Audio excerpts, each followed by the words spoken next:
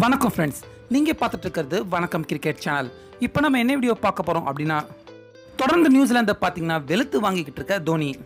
இப்படி இருந்தால் நாங்கள் எப்படிங்க ஜெயிக்கிறது அப்படிங்கிற நிலைப்பாட்டில் நியூசிலாந்து. அப்படி நியூசிலாந்து தோனியை பார்த்து மிரண்டு போகிற அளவுக்கு தோனி அப்படி அவர் என்னதான் செஞ்சிருக்காரு அப்படிங்கிறத பற்றி நம்ம இப்போ இந்த வீடியோவில் பார்க்கலாம்.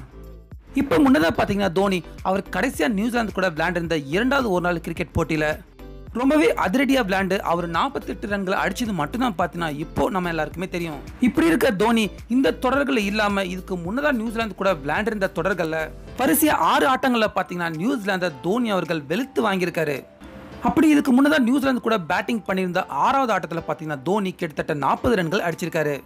அதே போல முன்னதாக நியூசிலாந்து கூட விளையாண்டிருந்த 5வது ஆட்டத்தில் 56 ரன்களும், அதே போல 4வது ஆட்டத்தில் 50 ரன்களும், அப்புறம் 3வது ஆட்டத்தில் பார்த்தீங்கன்னா 79 ரன்களுக்கு நாட் அவுட்டும், அப்புறம் 2வது ஆட்டத்துக்கு 47 ரன்களும், அப்புறம் 2வது ஒரு நாள் போட்டிக்கு முன்னதாக நியூசிலாந்து கூட பேட்டிங் பண்ணியிருந்த ஆட்டத்தில் கிட்டத்தட்ட 85 ரன்கள் பார்த்தீங்கன்னா அடிச்சு தோனி நாட் அவுட் ஆகாமல் இருந்திருக்காரு.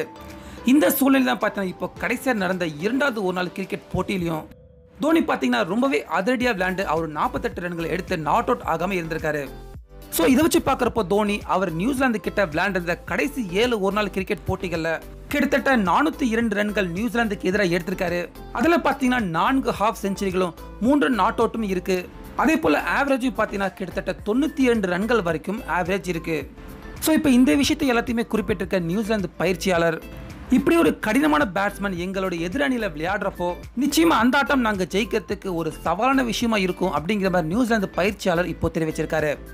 ஸோ ஃப்ரெண்ட்ஸ், நம்ம எம்எஸ் தோனி பார்த்தீங்கன்னா அவர் வரிசையாக ஆஸ்திரேலியா கிட்ட 3 அரை சதங்கள் அடிச்சது மட்டும் இல்லாமல் இப்போ நியூசிலாந்து கிட்ட விளையாண்டிருந்த இந்த 2வது ஒரு நாள் கிரிக்கெட் போட்டியிலும் 48 ரன்கள் அடிச்சு நாட் அவுட் ஆகாமல் இருந்த விஷயம் மட்டும்தான் நமக்கு தெரியும்.